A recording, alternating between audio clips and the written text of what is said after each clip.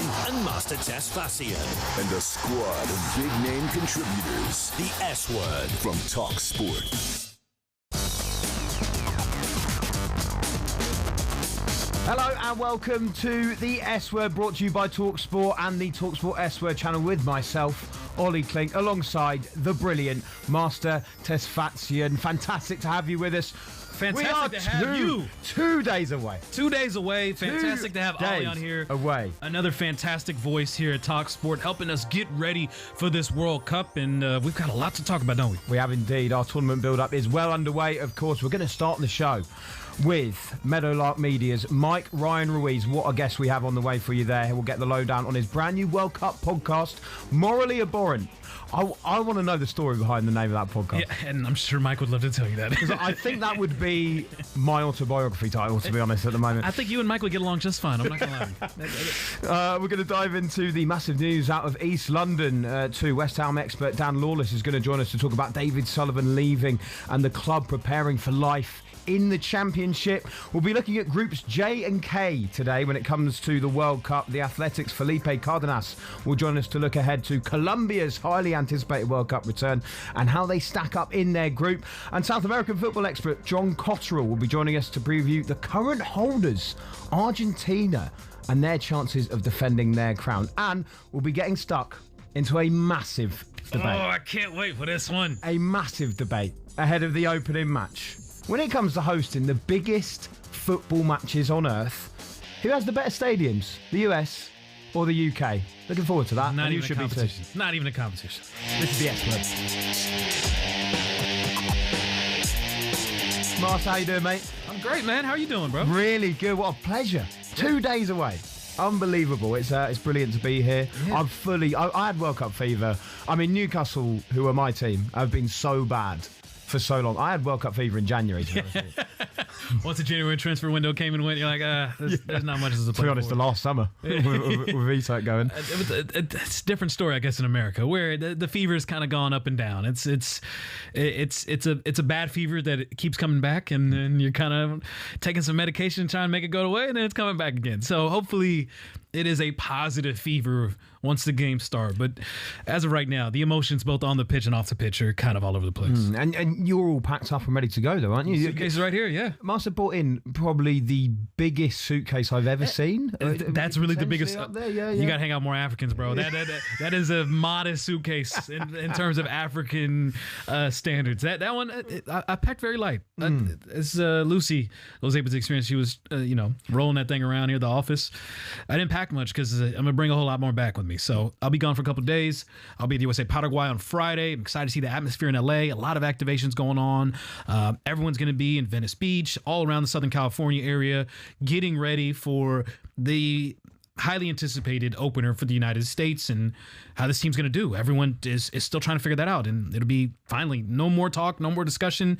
Friday's the day, and we will see how they performed. Yeah, we're going to get stuck into the US men's national team, of course, a bit later on. We'll also talk about everything that's going on around that. Some very controversial stories out there at the moment. You mentioned you're going to bring a lot of stuff back.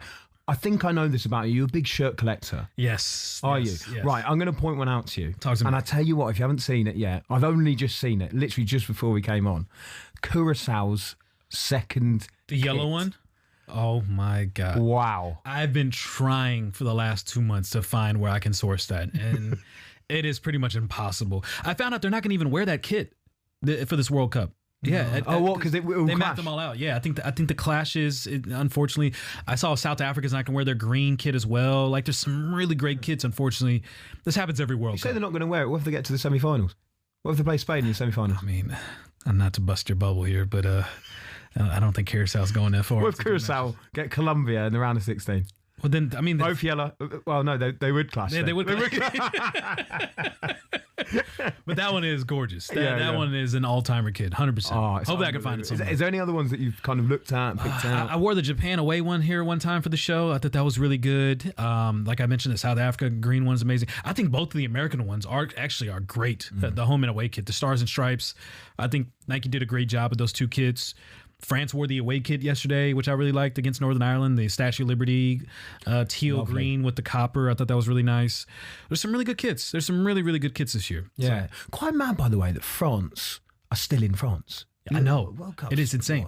Well, we've just said it's very, very, very soon. Yeah, they should come to the U.S. like everyone else has so far, but it sounds like they're coming in tomorrow after they just played their final send-off game for Didier Deschamps' last match in a French stadium before his final send-off. Absolutely. We are ready. As I said, we're ready to get stuck into everything US men's national team. Let's hear from the captain, Tim Ream, and see how they're feeling just 2 days away from kickoff at the 2026 World Cup. The mentality is always the same. I think the group is in a really good place at the minute. I think we've all been, I wouldn't say overwhelmed, but pleasantly surprised by the excitement and the buzz around the team and in the stadiums, and pulling up here with 5,500 fans ready to watch a training session is incredible. And I just think that we're in a good place mentally right now. It was.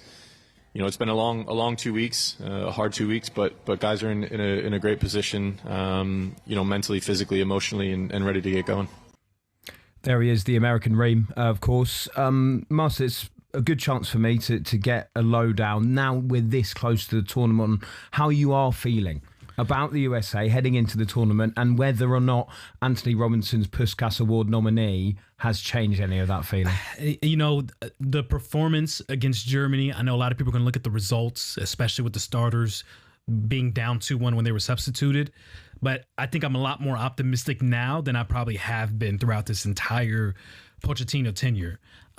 Because for all the shortcomings that Pochettino has, particularly just understanding the American culture and embracing that, he's very much stuck on his Argentine culture, which, for better or for worse, it is who he is. What do you mean by that? Well, I mean, it's just in terms of the way he does things and the way that he approaches things, it's very much in a similar, like, not calling guys when they weren't going to make the squad, these kind of gestures that, again, in American culture, it's a good gesture to do. Thomas Tuchel did it with England when he was calling everyone and telling them personally, I appreciate you for your efforts and what you did. They could hang up on him right after if they wanted to. They could call other reporters if they wanted to. They could take it privately if they wanted to, but that's on them. But Tuchel did it with class, did it with a great gesture. I think Americans would expect the same. Pochettino didn't. He didn't feel like him personally that is something that he would have done. And so a lot of it has been from his own personal perspective, and we've just had to accept that, embrace that, because the World Cup's in 2 days. But tactically speaking, at least, we have found a formation that works with the back five, with Serginho Dest on the right and Anthony Robinson on the left. We still need to figure out our center back situation. We need Chris Richards back.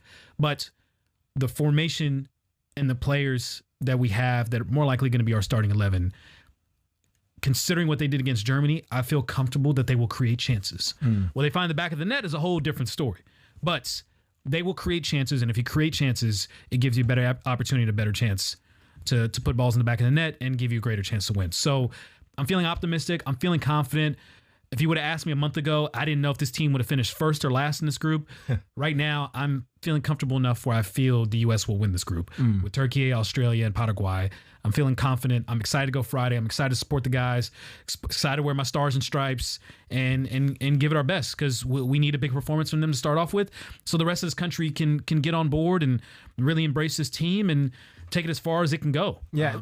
When it comes to being hosts, I mean, I would look at it as the fact, you've just pointed out there, you're going to get in there, you're going to back the boys, and that is something you can expect from American fans. They will come out in their numbers, and you're right. If there's some positive results to start with, it will spread across that nation like wildfire. It'll be unbelievable.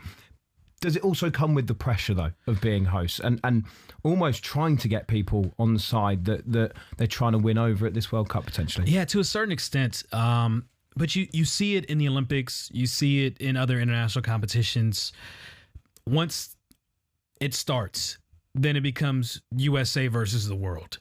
And that is a message that I think a lot of Americans will still get behind. I mean, you're seeing the banter that's going on back and forth on social media right now, as people are knocking the U.S. for certain things, some justifiable, other things that are just a bit ridiculous.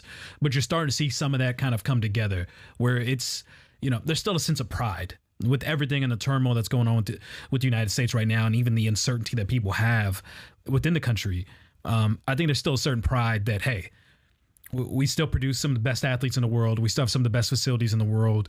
And even though this isn't a sport that we've won the World Cup in, we're expecting to take a huge leap this summer that can propel us onto the trajectory to one day down the road potentially lift a World Cup trophy.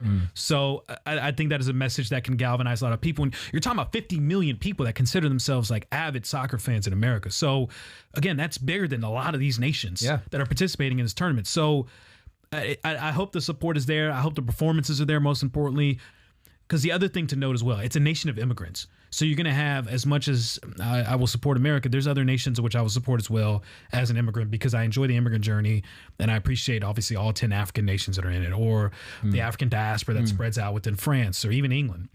Don't tell Will I said that. But sometimes what we've experienced in the U.S. is that the stadiums get overrun by the opposing nations because of the diaspora and the population, like when we face Mexico or even Honduras, other Central American nations that will literally take over the stadium. So that's the part that's going to be interesting. When they do face Paraguay, how big will the Paraguayan fan base be? When they face Turkey, there was a friendly they had with them just in the last year. It was 80% Turkish fans in that stadium. So that is the one thing I'm going to watch. Are these stadiums going to be majority American, or will the diasporas of these different nations and the people traveling in, will they take over these stadiums and neutralize this home field advantage? You've spoken there a bit about some of the controversies that we've already been hearing about, and one of those, and this is a huge story, Omar Artan, who was set to be the first Somali to referee at the World Cup. He was referee of the year in the African Football Confederation in 2025.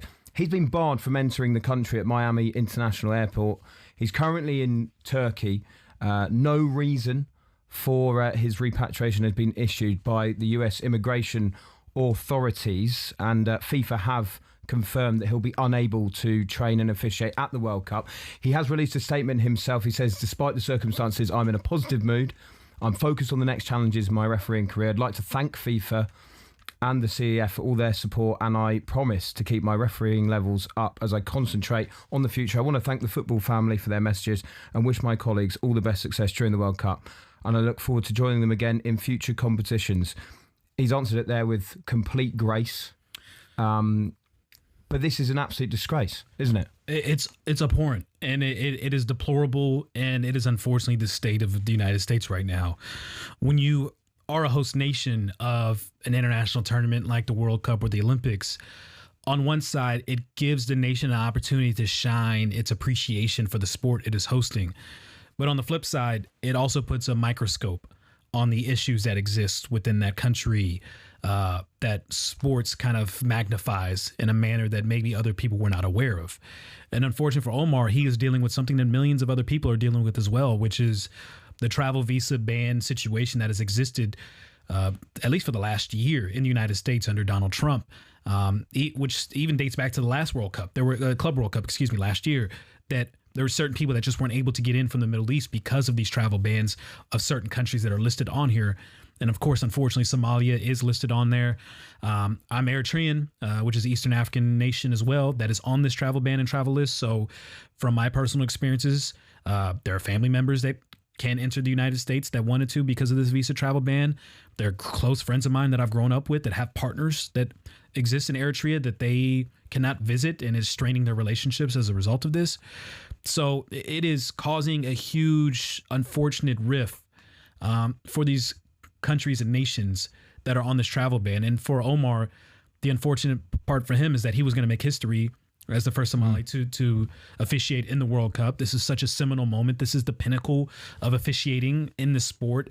And he gets to be recognized for the tremendous work that he's done on the continent in Africa. And, being able to display that talents, the improved officiating that has existed in Africa. This was going to be a huge moment for Somalia, for Omar, for the nation, for the continent as well.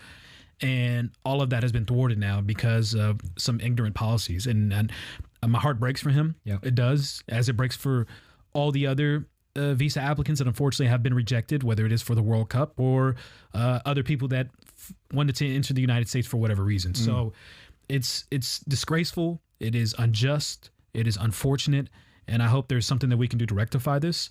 I don't know what exactly that is in this time, whether does he officiate in Canada or officiates in Mexico or somehow, some way finds a way to get into the United States. But we need people like Omar to be a part of this World Cup. It is hard to fathom a World Cup without displaying the greatest talents that we have on the pitch as officials, the greatest fans, the greatest nations in the sport. It mitigates the significance of a World Cup if we are not seeing the best of the best across the spectrum. Well said, firstly, and yeah, I like I pointed out, this is absolutely shocking, and your heart goes out to him, and also all of those people who were struggling. There were callers on talkSPORT Drive yesterday, Scotland supporters who had gone to New York in November last year. One of them, this guy Kenny, called him yesterday.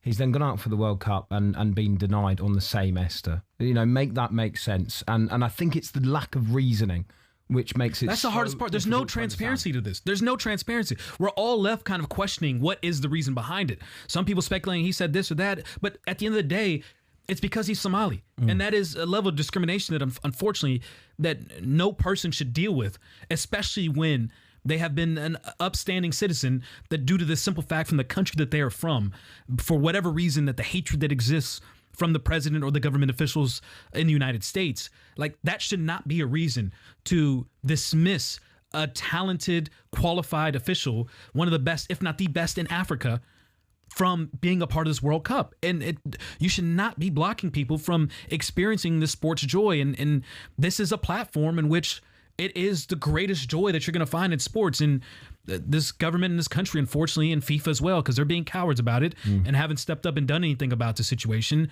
FIFA and the United States are diminishing what is the best tournament in the world. Terrible and shocking. Anyway, in just a moment here on the S Word, we're going to be joined by a very special guest. Ryan Ruiz will be with us. Stay with us. Bringing all the biggest football debates. Stateside. The S Word. From talkSPORT.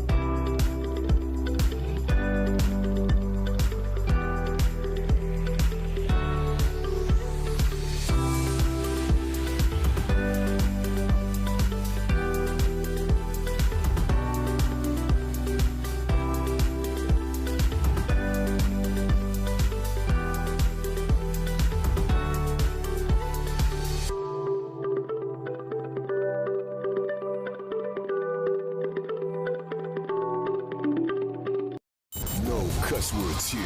Just 2 hours of full-on football dialogue. Every day, talkSPORT presents the S Word.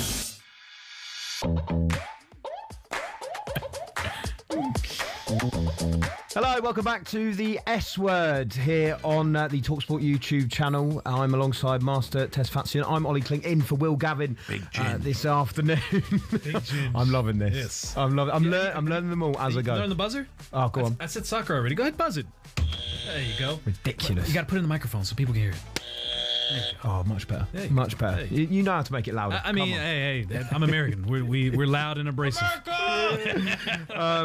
Talking of loud and abrasive Americans, I'm joking, of course, but I am delighted to say that joining us now is Mike Ryan Ruiz, the host of new World Cup podcast, Morally Abhorrent. Mike, how you doing?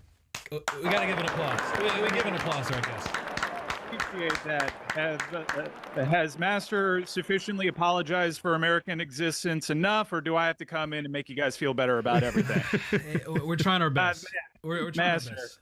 God bless you. Like, this is a hell of a gig that you signed up to apologize for Americans every day. There is nothing. There's two things that I know the English love: a mediocre white midfielder and Americans apologizing for themselves. Have you come for Elliot Anderson within the first 2 minutes, Mike? Oh, dude. Look, I used to work with Chelsea. I remember the Mason Mount Christian Pulisic discourse, okay?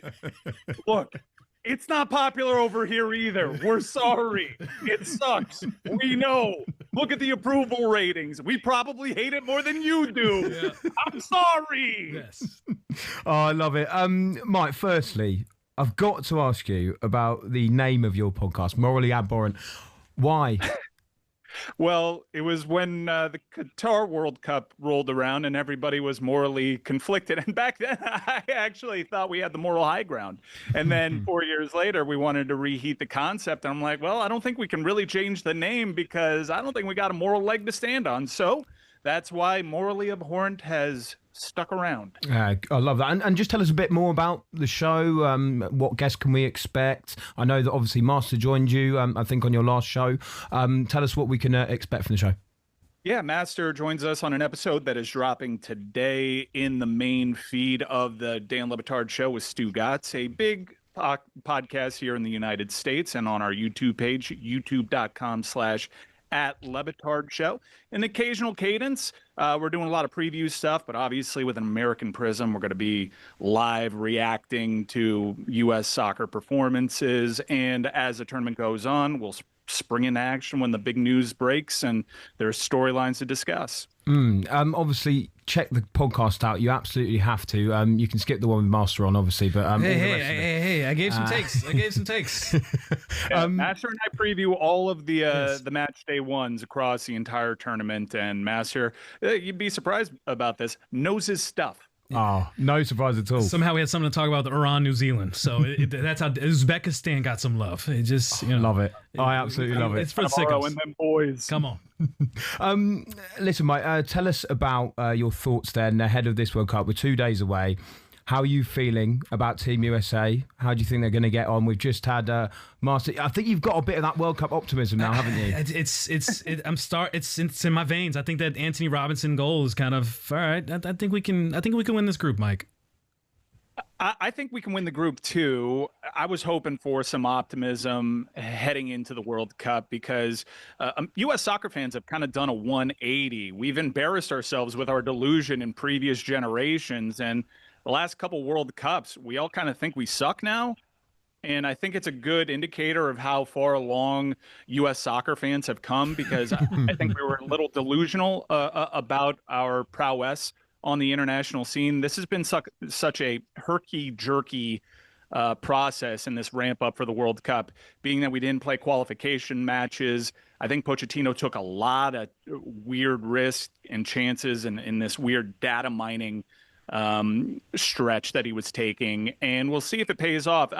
One thing about the U.S., they're going to be versatile, and it seems as though Pochettino wanted a bunch of options available to him, not just from formations, but the individual players alone. They can play a lot of different positions, so optionality is the name of the game for the U.S. Still not my preference. I'm old school. I think the U.S. is always historically at its best as a counterattacking team that uses its athleticism and cashes in on the few opportunities it can generate throughout a game. But we'll see. We're trying to play with the big boys. I don't like how that works out typically. It usually sees us dropping points to Panama.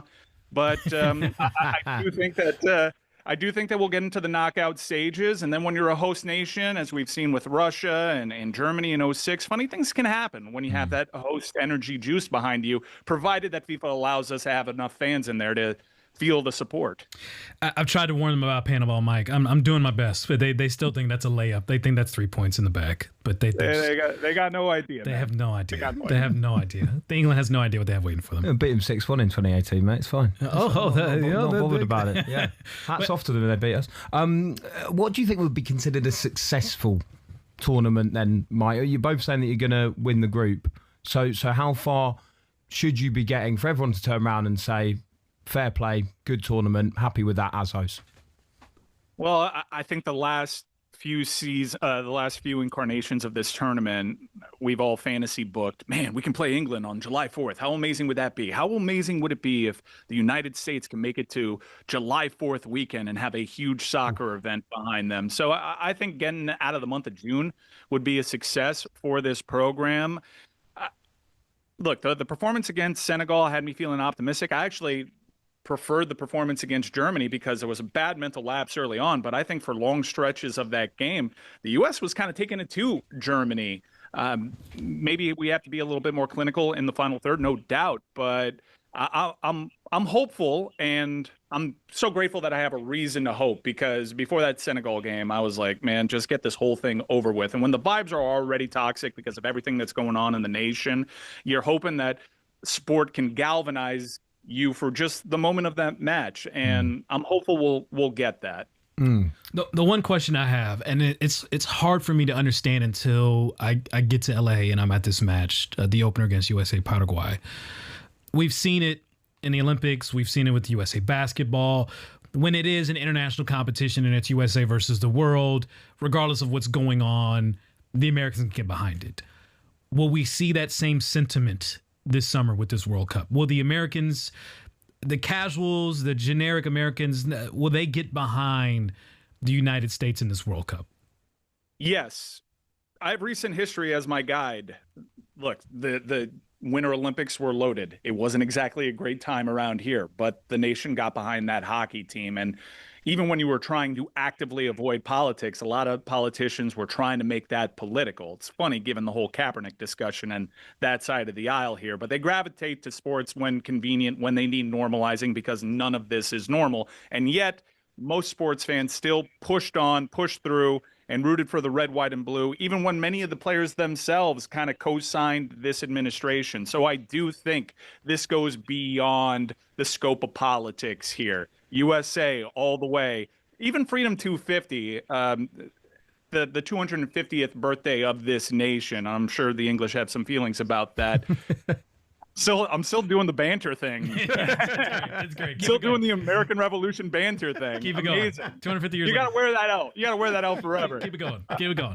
But it's hard to get behind that. You don't feel yourself super patriotic because you are not proud of your country. I'm nodding along at Ian Wright's video. You're right. We botched this. There's no making up for this. It took 30 years to get one of these things back, and I don't know if I'll ever see one again in this country. So this is a forever problem that we're going to have here. But I do hope that there are some individual moments where players rise above that and bring a nation together, even if it's just for a fleeting moment. Yeah, I think it could be very powerful indeed. Mike, it's time for a show versus show face-off. The S word is going to go up against Morally Abhorrent. We're going to make some World Cup predictions. I'm going to jump in as well, but this is mainly between you and Master.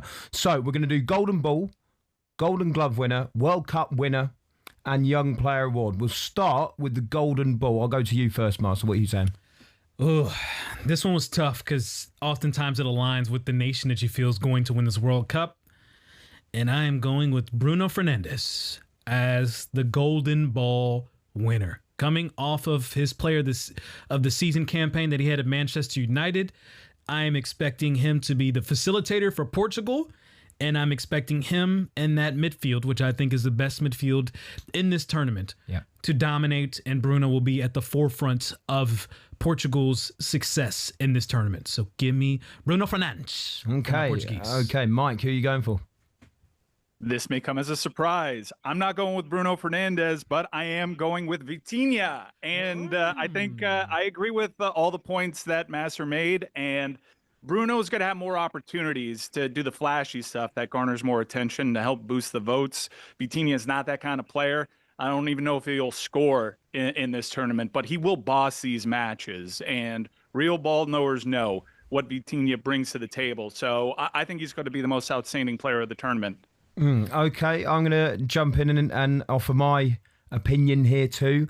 I'm going to go with Kylian Mbappe, which might sound like something very obvious, but actually, you think about all the turmoil that's going on at Real Madrid at the moment. There's literally a petition of millions of Real Madrid fans trying to get him out of the club. But this guy's a World Cup merchant. He is a World Cup merchant. He loves it. He always thrives on the biggest stage for France. Didier Deschamps always gets the best out of him. He's 5 goals away, by the way, from being the top scorer in World Cup history of all time. And he's only 27. And I can see him getting at least 5 goals at this tournament. So I think it could be Kylian Mbappe taking France all the way and also taking that golden ball and maybe the golden boot as well. So up next, Golden Glove. This is a really tricky one, Golden Glove, because it's based on the clean sheets. So it's not necessarily to do with just how good the keeper is. Who are you going for, Master? Yeah, if I knew Spain was going to go with David Raya, of course I'd go to my Arsenal guy, the best goalkeeper in the world right now. But I think they will go with Unai Simon as their goalkeeper. So I will stray away from Spain and I will go with Jordan Pickford. I think defensively, Thomas Tuchel, what they did during qualifiers, keeping clean sheet after clean sheet. Jordan Pickford was the second best goalkeeper in the Premier League. He was fantastic dealing with the back line in Everton that dealt with a ton of injuries, but his performance did not drop. And I think when you have the back line that England does, which I know has some questions, but I think Pickford will be rock solid. And I think Tuchel tactically will make sure that they are very defensive. And I expect him to keep a number of clean sheets throughout this tournament and hopefully a deep run. So I'm going with Jordan Pickford here for England. Yeah, they won 8 out of 8 in qualifying and didn't concede a single goal. So I can see it happening. They also, I think, didn't concede a goal until the semi-finals at Euro 2021. Yeah. So he has got a history of doing pretty well. It just might be those 4 in front of him that are a bit questionable. Mike, who are you going for? I'm going for the best big game goalkeeper in this tournament, playing for a side that I think is going to go far. Emi Martinez. Not going to overthink this one. Yeah, I'm absolutely with you there. And mainly because I'd love to see that celebration when he picks up the Golden Glove Award again, because that was pretty controversial, wasn't it? Right, the big one then. World Cup winner. Who is going all the way? Mike, do you know what? I'm going to come to you first on this one. I think we got the same answer. Yeah, I think given who we got winning the Golden Ball, I think we both got Portugal going a long way. And I think Portugal finally gets it done. And Ronaldo tries to take all the credit for himself. Yeah, Portugal. I've been hammering on Portugal now for at least 14 months. And the performance that they had in the Nations League against Spain, it really showed that Vitinha is the best holding midfield in the world. That João Neves in the last 2 years, what he's been able to do at only 21 years old, is one of the most accomplished 21-year-olds in the world right now. And then Bruno Fernandes coming off of a historic season with Manchester United. That midfield is the best midfield in the tournament. And midfields oftentimes are the reason why nations go far and why they lift the World Cup trophy at the end of the day. But also I think defensively, they're underrated. Everyone wants to focus in on Cristiano Ronaldo, but I think the other wingers that they have as well, there's enough talent there to find goals in the back of the net. And all Ronaldo has to do is just poach goals in the box, which he had made a whole career living doing. And this is a perfect opportunity for him to do so with the talented players that he has. And I think this team, even with the questions that people have with Roberto Martinez, I think they're going to be motivated not only just to get Ronaldo his World Cup, but also they're playing for Diego Jota. And the absence of him, unfortunately, with his unfortunate passing last year, I think a lot of these guys are going to be playing with heavy hearts and playing for him. So I think Portugal, at the end of the day, will lift this trophy. Gents, as much as I'd love it to be England, and I do think they do have a shout at this, I'm going to go with France. I'm going to go with France. Again, makes sense given that I picked Kylian Mbappe for that golden ball. But they've just been there They've seen it. They've done it. They have such a deep squad. You've talked about the quality of Portugal, and I understand that. For me, the only thing holding me back on Portugal is that Ronaldo distraction, is the fact that Roberto Martinez is going to have to think about that so much. So I think for me, France makes the most sense. Like I say, they've done it before. You know what's funny? They reached the final before. They nearly won that one as well. So it's difficult to look past them. What's funny, I think me and Mike are being held back by France because Kylian Mbappe. I truly am concerned that Kylian Mbappe is going to disrupt the camaraderie of France. And last night's game against Northern Ireland was a great example of that. That Mbappe missed a ton of chances that ultimately, Michael Olise was able to get a hat trick off of. If he's able to depend more on the talent around him, then yes. But I've yet to see that from Mbappe over the last couple of years. So it's hard for me to believe that Mbappe all of a sudden would become this unselfish striker that is desperately needed for France to go deep. So it kind of feels like France is due for one of these dramatic World Cup calamities, and the signs are there. Yeah, I mean, I'd love to see it. Don't get me wrong, I would love to see it. All right, Young Player Award is our final choice. Michael, go with you first on this one. Who are you going for? I'm curious because I was kind of pushed into this by the taping master and I had yesterday. He made a lot of good points about Endrick, and I think Brazil. Look, I'm in improvement mode with Brazil to a degree. I'm not a huge fan of the roster they selected, but I think Endrick, if Brazil does advance far in this tournament, is going to be leaned on and is going to have to rise to the occasion, meet the moment, and put in some good performances. I will give a hipster pick, though. Shout out to our good friend Chris Whittingham, who joined me on a previous episode of Morally Abhorrent. We both favor Mexico, and I hope Master has warned you about the Azteca Stadium if England have to go in there in that altitude. But keep an eye out for Gilberto Mora. I think he's a player to keep an eye on. 17 years old. Whitty was telling me that there are many in Mexico that believe that this is the best player they have ever produced. Wow. So keep an eye on him. If they make a deep run, he might have his moments. Okay. Martha, who are you going for? He's a special talent. That's actually a great shout and someone that I did overlook. Endrick's a great shout, too. I just don't know if Carlo Ancelotti is going to start him. But as he's shown, coming off the bench in 20, 30 minutes, he can be incredibly disruptive as well. I'm torn here. I want to go Lamine Yamal. That's the most obvious answer, obviously. Yeah, you can't be doing that. I know. We got enough chalk on this show. I know, but it's I mean, Portugal isn't chalk. They're like 12-1 odds. Wow. Lamine Yamal is very chalk. I just don't know if he's going to be available in the first game. If he is, I think it's going to be Lamine Yamal. If I want to go a different direction, Joao Neves, 21 years old, part of this midfield. We talk about what Bruno will be able to do as an attacking midfielder. We talk about what Vitinha is going to be able to do as the holding midfielder. Joao Neves is going to be the connective tissue here for this Portugal midfield. And someone that's already won 2 Champions Leagues back-to-back. He's looked incredible at PSG. He's on the rise. He has an incredible resume already as it is. Could be gone for 150 million as we know right now with Real Madrid. He's someone that I think can facilitate, can score goals, can produce chances for Portugal. And if they end up lifting the World Cup, I think more often than not, people will highlight and look at Joao Neves and he will win this award. So I'm going with the Portuguese sweep here on the Golden Ball, World Cup winner, and the Young Player of the Year. Yeah, all brilliant shouts. I'm going to continue my French connection. I'm going to go with Desiree Doué. I just think he has shone so much, and he's just one of those players that produces absolute magic. And I think sometimes to win an award like this at a FIFA World Cup, you've got to be producing moments where it makes those deciding these awards sit up and take notice. And I can see France going so deep into this tournament, it should give enough moments for Doué to absolutely shine. So I'm going to go for him. All brilliant shouts, though, and we'll keep an eye on those predictions throughout the tournament. Mike, thank you so much. Where can we find a podcast?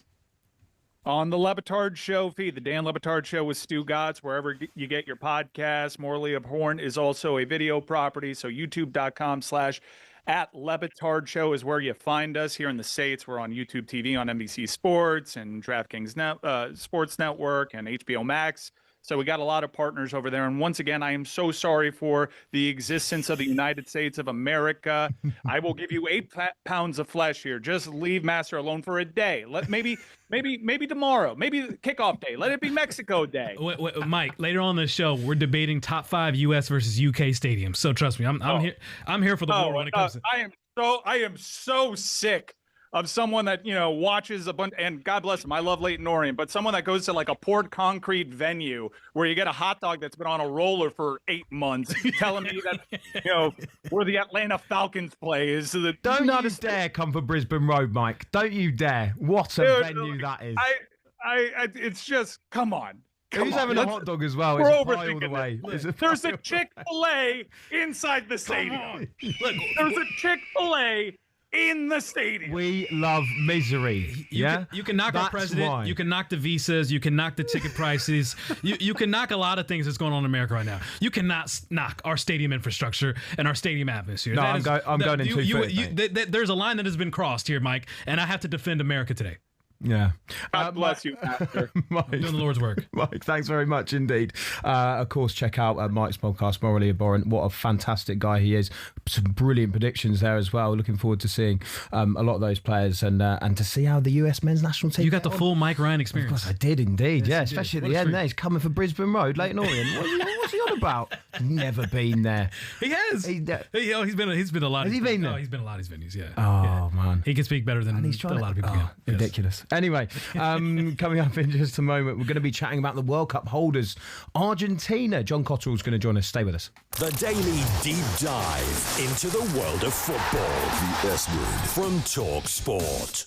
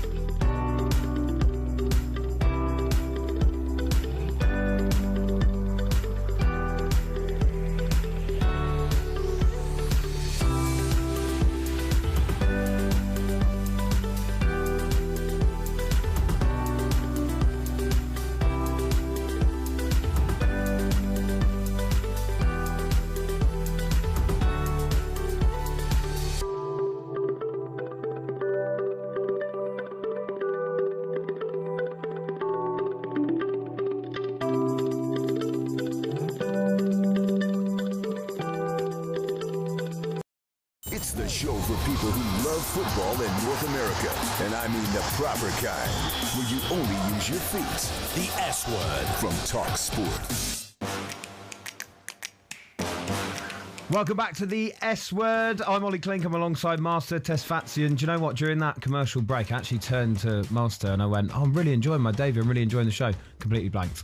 He's that fuming about UK stadiums being better than US stadiums. He's not even talking to me. I am preparing for this segment. All he's thinking about is Chick-fil-A's. Is top of the hour? Is that what we're on? In the soulless bowls that are US stadiums.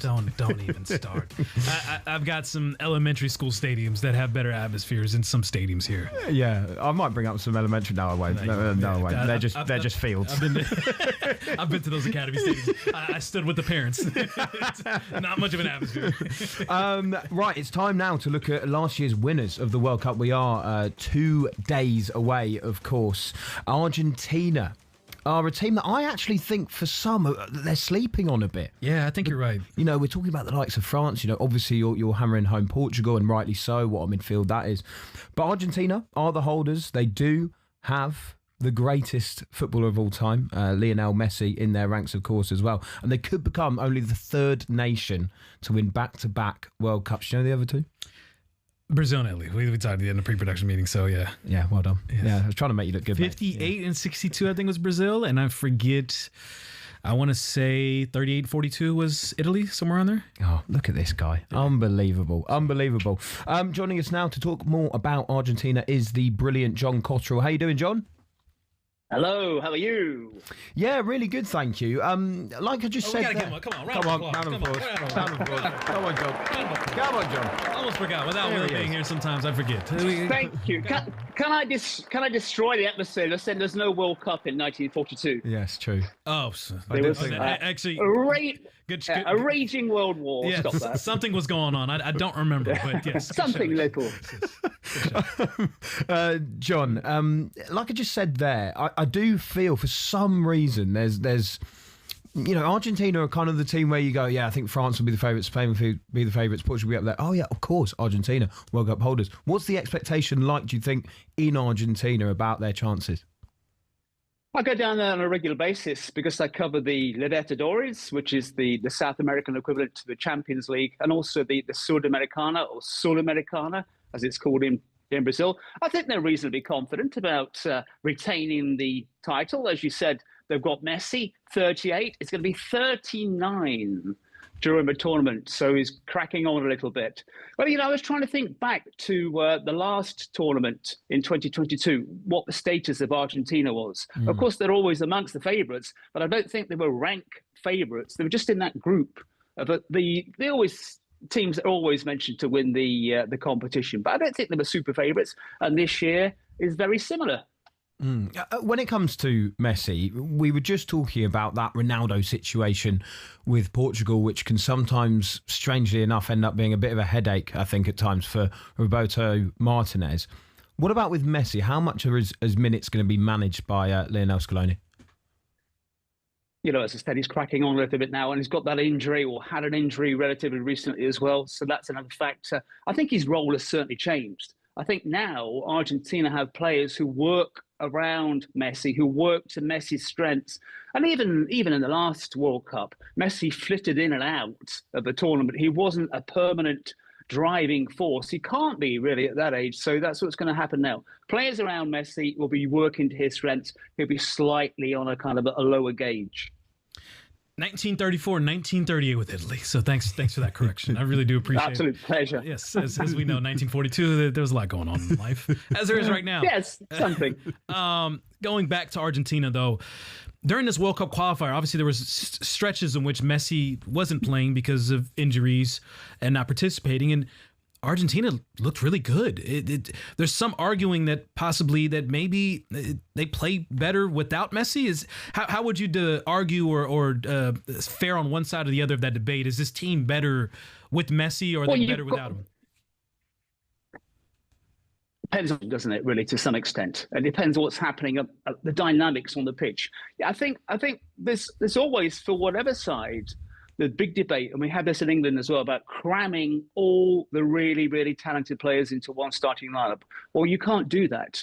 What you have to do is go to get the best team which functions together as a whole. And that might mean leaving out star individuals, which is what England and Tuchel have done, really. He's taken out certain players who everyone's saying, oh, they should be in the squad, they should be there. He's decided, well, they're not really the people I want to play the way I want. So that's what you've got to think about.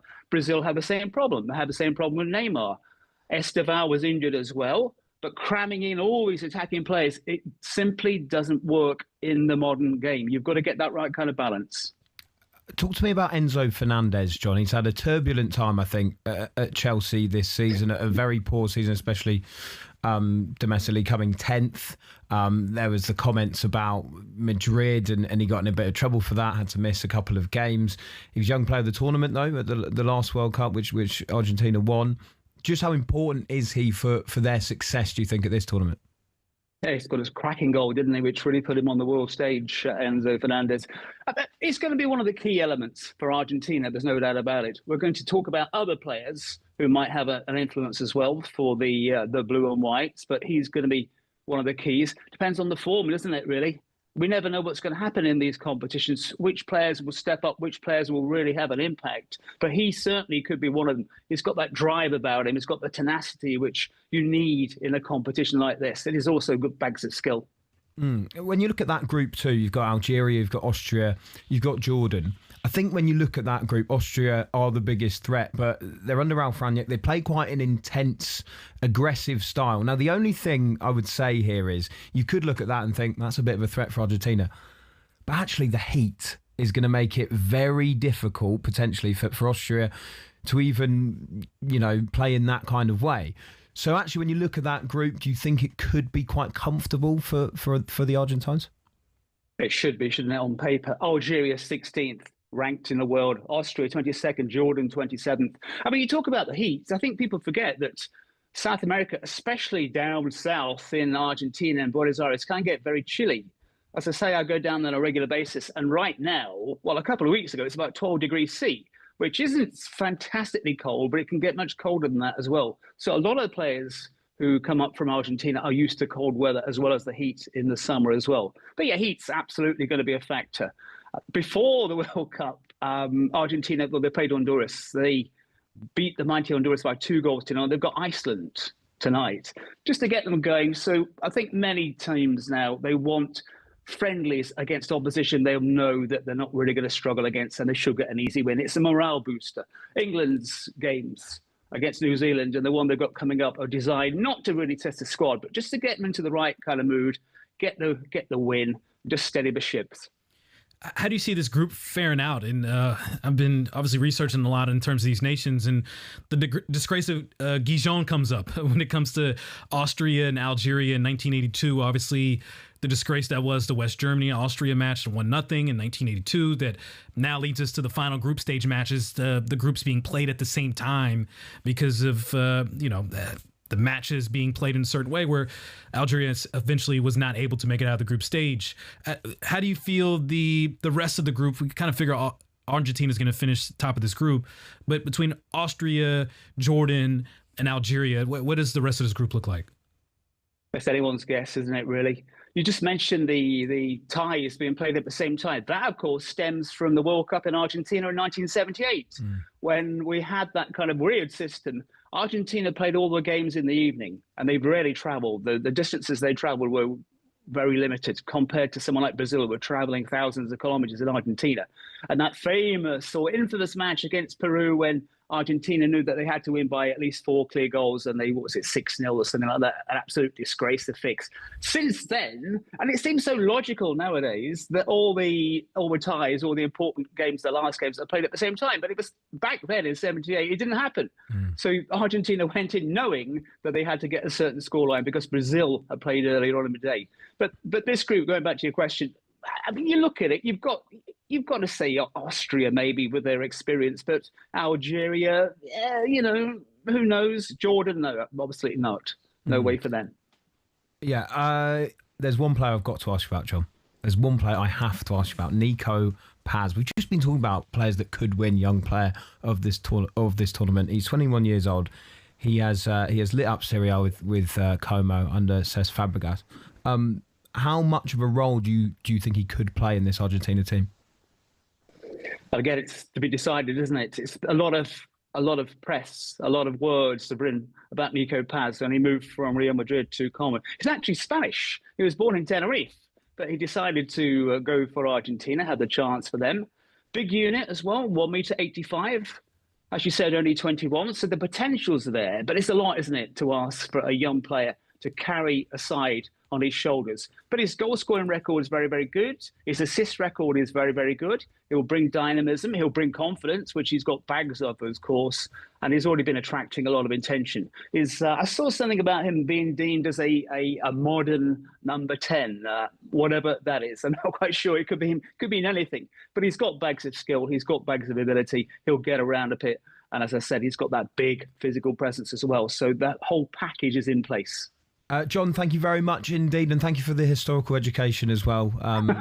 We were just testing you, but thank you so much, Jon Cotterill there. Brilliant stuff, and yeah, do you know what's funny? Just quickly as well, Master, he was talking about the history even within that group, and I think it's spread across a lot of these groups, isn't it? Even the first game, Mexico and South Africa, was the opening game of the 2010 World Cup. You got France with Senegal. Everyone remembers that from 2002. Even England having Croatia in their group. You think about 2018 and some of the recent rivalries that they've had. I like that there's a lot of history intertwined in some of the groups of this World Cup. Yeah, and as I mentioned him before, I know he said it was 1978, but it really was the Grace of Dijon between Austria and Algeria that really, the reason why the last group stage match day 3, why the same matches of each group are played at the same time, because all West Germany needed was a 1-0 victory, and it would guarantee West Germany and Austria making it over Algeria to finish in third place. And so the games used to be staggered back then, and Algeria got their result that they needed. The final match of the group was West Germany versus Austria. It finished 1-0. West Germany scored in the first, I think, 10 or 15 minutes, I think it was. And the next 80 minutes, they literally just parked the bus. It was a point where from based off first person accounts, that it was an absolute disgrace. And Algerians were there at that match, like basically calling it rigged, flashing money, showing that it was all rigged and stuff. And so that is the legacy of 1982 World Cup, and to this day why we have the final group stage matches played at the same time, to avoid those scenarios where other teams can manipulate the scores so they can benefit both from it. Yeah, there must have been some atmosphere in that stadium back then. And that's the debate we're going to be having next here on the S Word. US stadiums. Are they better to watch football in than UK stadiums? We're going at it next. You've got to hear this. Stay with us. This is the S Word. America! Around here, we only use the F word. talkSPORT presents The S word.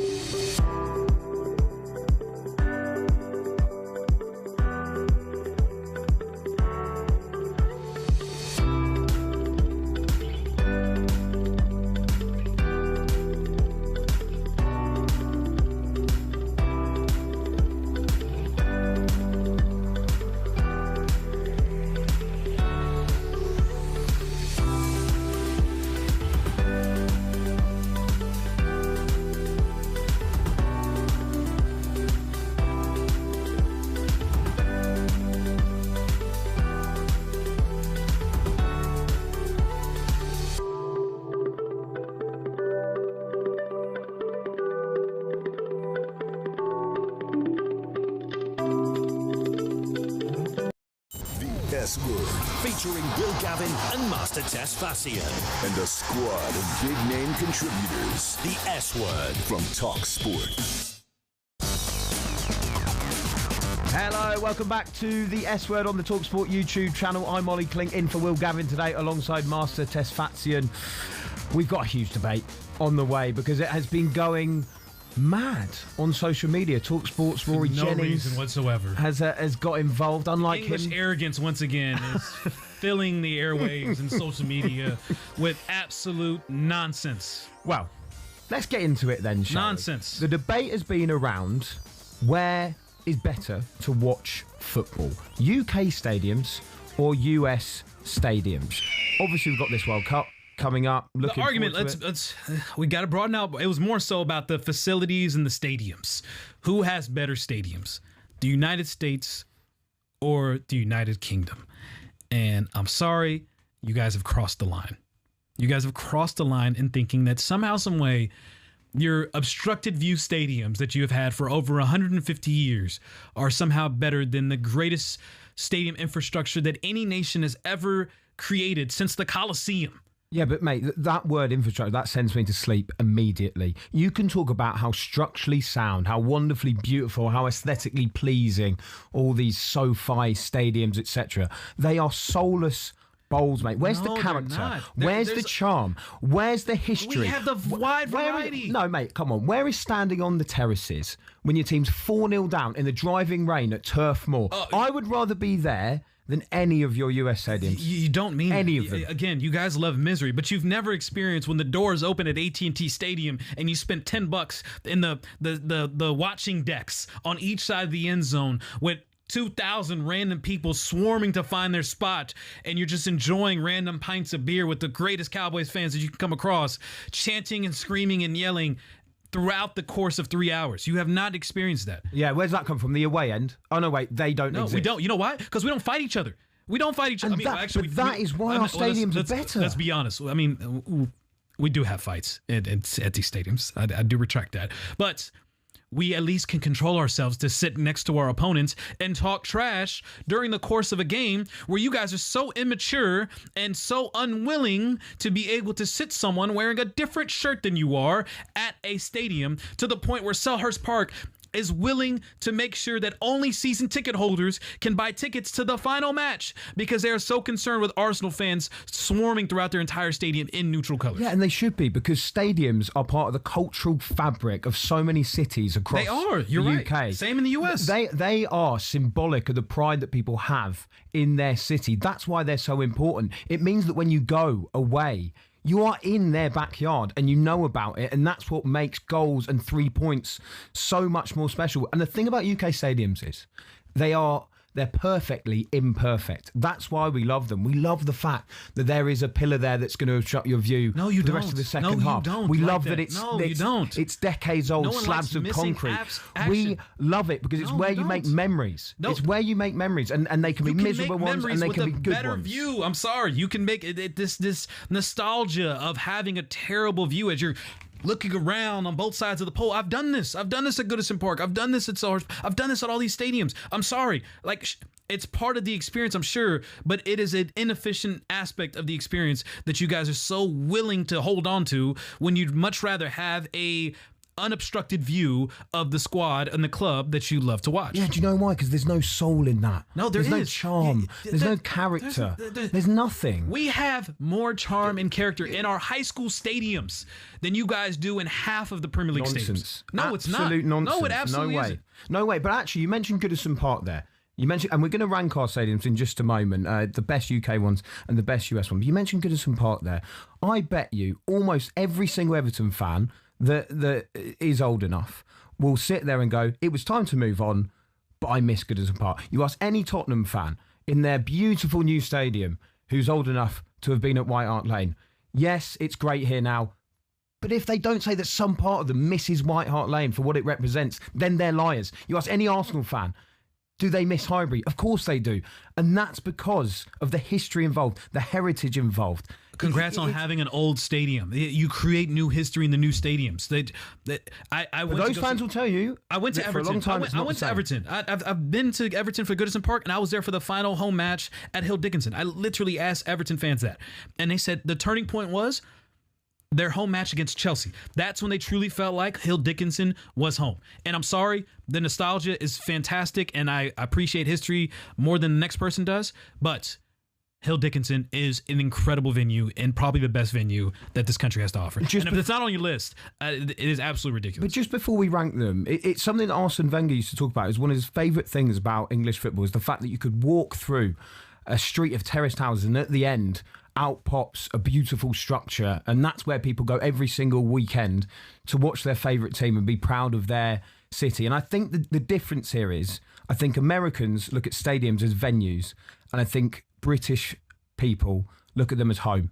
And look, we would all love to have grown up in a mansion with 7 bedrooms and a garage full of cars. I grew up in Section 8.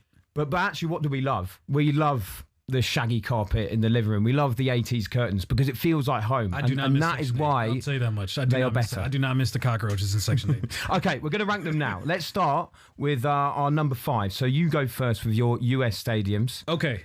And I want to hear this. Here we go. I won't have heard of any of this. This is an unfair fight. I'm just going to be honest with you. This is an unfair fight. The way I'm viewing this is like when Arsenal goes to visit a League One side in the FA Cup. So what do? They rotate. And they bring in their academy kids. Unbelievable. So I'm going to our academy, which is our high school level, because our high school stadiums dwarf high school stadiums. So not even college? No, not even college. You guys do. Again, I'm looking eye to eye with unbelievable. what the UK has to offer. And I'm sorry, eye to eye level is high school stadiums in America is the equivalent of the stadiums that you guys have to offer for the majority of the FA system. But this is the point. We don't care about the infrastructure too much. We don't really care about how many people You've said this time and time again. Whatever. We're going to Allen, Texas, where Allen High School plays, and the stadium is called Eagle Stadium. Okay? This stadium changed the entire dynamic and infrastructure of high school stadiums across the country. 18,000 seats. You want to talk about atmosphere? 18,000 seats. How many of these Premier League stadiums can even fit 18,000 people, let alone League One, League Two, and these other stadiums that you're mentioning? 18,000 seats. It costed the city of Allen $60 million. It is complete with high-definition video boards. It has a wonderful press box that dwarfs some of these press boxes that you guys see in the Premier League. Since you are journalists, I know you love your good press boxes and your beautiful views. Allen High School provides that. They also have hospitality options, a beautiful pitch that is a field turf that they have. The amenities are wonderful, and Allen High School continues to win time and time again. They won a ton of state championships, home to players like Kyle Murray. The atmosphere there is tremendous, and they sell that thing out every single Friday with some of the best 18,000. fans. Woo! Oh, that brilliant. That for you guys, that'd be good enough for UEFA Stadium. That could host a conference league. That could host a conference league final. What do you got as number 5? Talking about Elland Road. Proper stadium. Saw success back in the late 60s, early 70s under Don Revie. You look at those Leeds fans in there. I sometimes question whether there are actual seats in that stadium because it is just a melee of people, the limbs when they score. It is absolutely fantastic. And one of my favourite things is on the hoardings, it's sponsored by Flamingo Land. And that sums it up. Yeah, it does, it's right? It's gritty. You don't want to go there. The atmosphere is intimidating. Under the lights at Leeds, no thank you. What you got at number 4? Is that why it's owned by Americans, right? And also what they're about to do. They'll ruin it. They're about to do renovations on this. They'll for ruin it. £150 million. That's going to be due in 2030. You talking about that stadium, right? They'll ruin it. No, they're going to make it better so they can generate more revenue. They'll ruin it. That's what you think. Number 4, again, you haven't truly experienced the beauty of college football. Again, I wanted to look eye to eye with you with high school, okay? Now I'm looking past you. I'm looking beyond what you have to offer in this country. And I am going with Tiger Stadium. I am going with Death Valley in LSU, in Baton Rouge, Louisiana. It is the home of 102,000 fans. You want to talk about you ever walk alone? And sure, it's a great atmosphere, but have you ever seen 102,000 screaming LSU fans after they just spent 7 hours in the parking lot making some of the best gumbo you've ever had in your life, drinking some of the finest beer that Louisiana has to offer, and they go in at once in stadiums with seats that have more seats, and some of these cities have people and populations, and they go in there and they create one of the best atmospheres that you will experience across any sport. And if you do not believe me, go ask Will Gavin, because he's been there before and he will tell you time and time again. That is a place that he vividly remembers and wants to revisit. If he could, he would love to go back to I'll ask Will Gavin. Don't trust a word that man says, though. That's the problem there. That is a deafening atmosphere. You think Ellen Road is loud? You've never been to Tiger Stadium. You've never been to Tiger. Go back yeah, it is. Have you been there? Have you been there? There's no way. Have you been there? How do you generate a proper intimidating atmosphere with no way in? With 102,000 people. 100. What, Ellen Road has what, 37, 48, something like that? What does it have? And I'll bet you it's a better atmosphere. Right, we need to rattle through these. Let's go for my number 4, the City Ground, right on the banks of the Trent. When that place gets going, when they sing Mull of Kintyre before that game. And what you'll notice here is the difference. You're speaking about seats. I'm speaking about atmosphere. You're talking about pre-match gumbo. I'm talking about it being an intimidating place to go. That is why the atmosphere is so special. That is why these stadiums are huge. What's your number 3? But again, a place with 47,000 people is more intimidating than 102,000 people. I find that incredibly hard to believe. Number 3. You know what? I'll go to a place, and I'm going to change my schedule right now because you want to keep talking about atmospheres and all that good jazz. I'm going to take you to the Big House. We are going to Michigan. Why is that? Because we're talking 107,000 people. It is the Western Hemisphere's largest stadium. So much so that all this talk about Old Trafford and Manchester United and the biggest club in the world, where where the most people that have ever watched a Manchester United match happens to be at the Big House. 108,000 people watched a friendly between Manchester United and Real Madrid. A friendly. If you do not, a friendly. We have better atmospheres for a friendly with 108,000 people than you could at the Premier League. At the Big House. We sold out 108,000 people right now. Are you joking? The Big House is an unbelievable atmosphere, and it showed in a friendly what it was capable of doing to this day that has not been topped by the biggest club in the world. Give me the Big House, Michigan State. That is nonsense. That is nonsense. There's no way there was a better atmosphere for a friendly. I've never heard anything as ridiculous as that. It's 108,000 people. Right, you talked about Death Valley. My number 3 is the Valley, which I know that a lot of American fans won't have heard of. Charlton Athletic Stadium, the Valley. Because when you turn up to that stadium, you look at it, it's got charm, it's got creaky turnstiles, it's got character, and you go in, and what you don't know is just how big it's going to be once you get in there. It's this array of beautiful red seats. It's wonderful. It's a hidden gem, I think, of English football. So I'm going to go with the Valley at Charlton. He says you don't know how big it's going to be. It's a stadium with 27,000 people. There are high schools that are bigger than that. 27,000 passionate people. Okay, passionate people. Okay, as if Friday Night Lights doesn't have passionate people. They made a whole show about Friday Night Lights. You're bragging about how big a stadium is now? Is that the direction you're going in? Because all of a sudden you were talking about the size and the seats don't matter, and now you're bragging about a 27,000 seat stadium?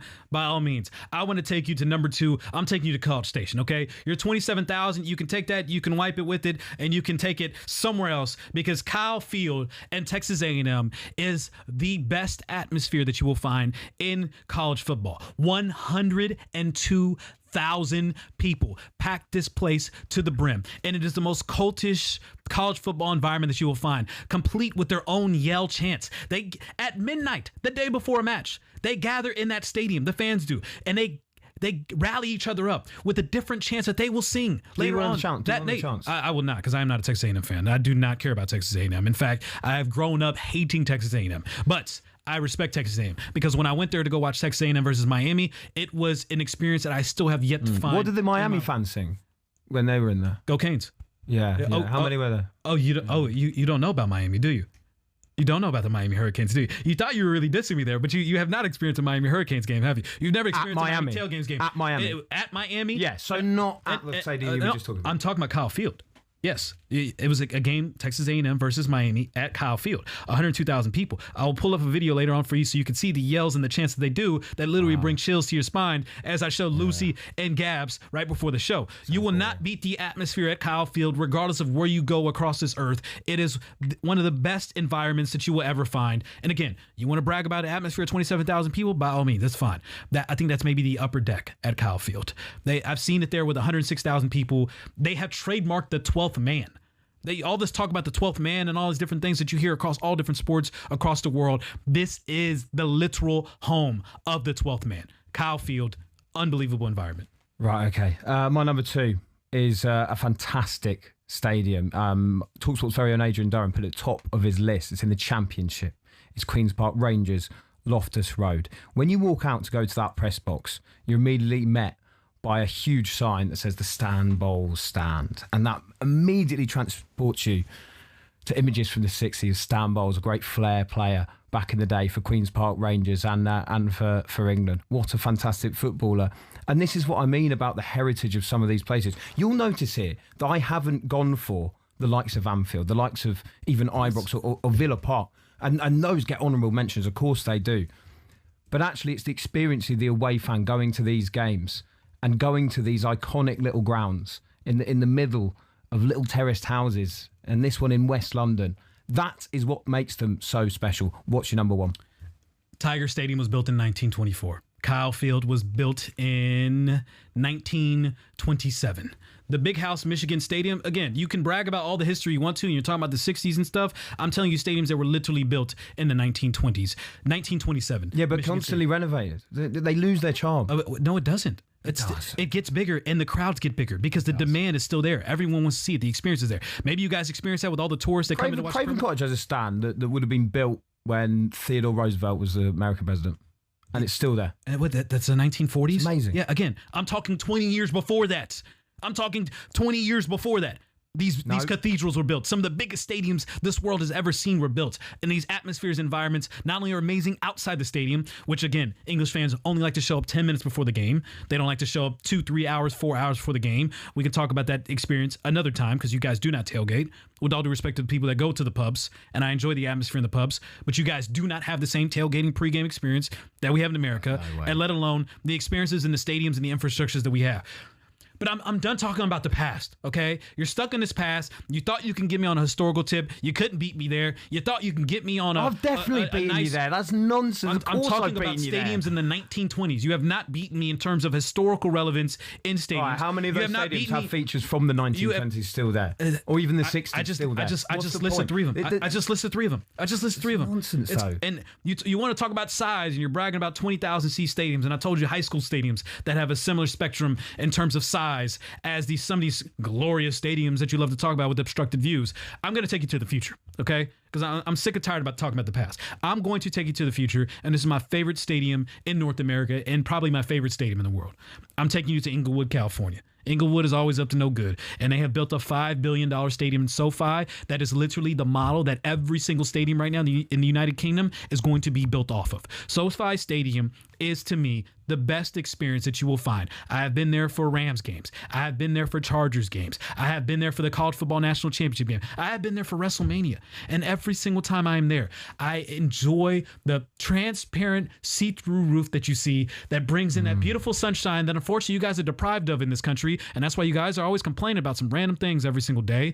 And I also get to feel that beautiful unobstructed beach breeze because it is open across the entire stadium. And there's nothing better, my friend Olly, and I hope you get to experience it before you pass away, that you get to experience a pint in your hand, being at SoFi Stadium with that beautiful glistening sun, that Southern California sun smacking you right on the face, and that beach breeze, that salty beach breeze just whiffing right in front of your face as you get a nice little taste of that wind with a nice pint in your hand with some of your best mates chanting and screaming and yelling for whatever event is going on there, because that stadium to me is the best stadium this world has to offer. You've proved my point, mate. You've proved my point. Because when I'm going to a stadium, I'm not going for the transparent see-through roof. I'm not going for the ocean breeze. I'm going to watch the football. You're going to get rained on? And I am going to create an atmosphere. You're going to get rained on at Turf Moor? Yes. I would rather go to Turf Moor every day of the week. That is so every day of the week than the SoFi Stadium. No, you would not. No, you would not. Because it's got character and passion. Sunshine and a beach breeze is also character and passion. That is what football is about. Tell me that I'm having a better time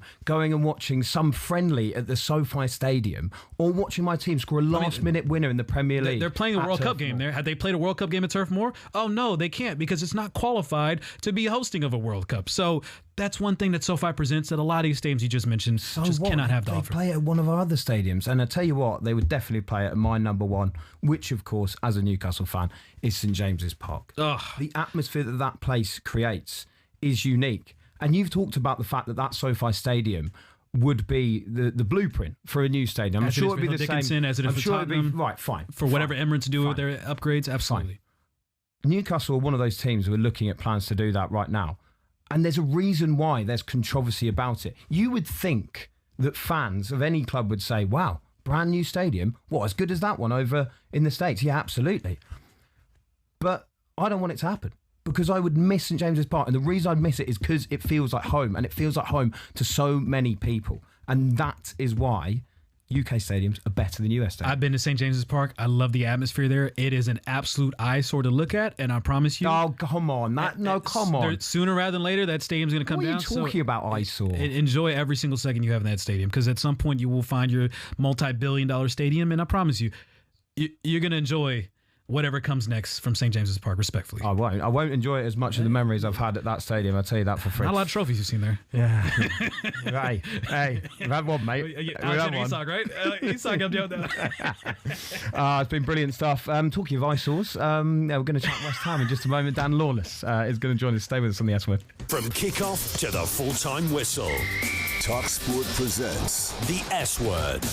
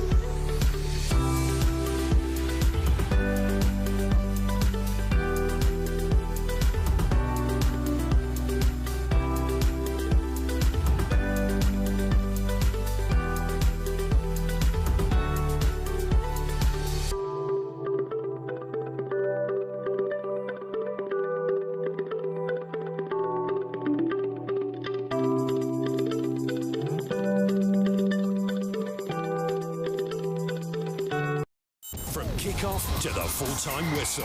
Don't say the S word. Say the F word. Football. The S word. From talkSPORT.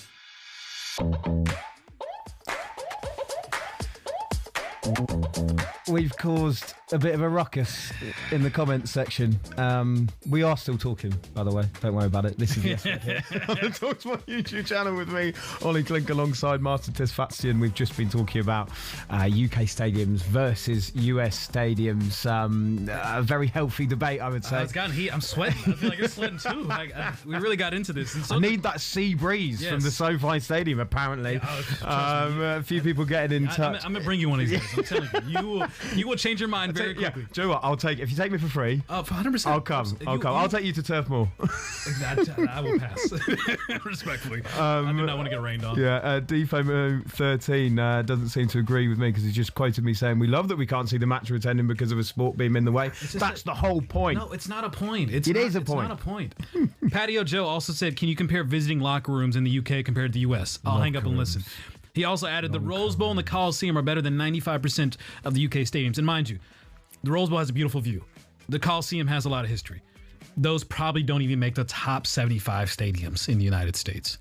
And then Brian Ayala also added, Lambeau Field is character. That's another one I did not even mention. Lambeau Field, if you want to go toe-to-toe for the atmosphere with the metal bleachers and being in the middle of nowhere, Wisconsin, and everyone gathered together in the snow. That's the other thing I didn't mention. In the Midwest, it is literally, they're out there. You want to talk about the rain?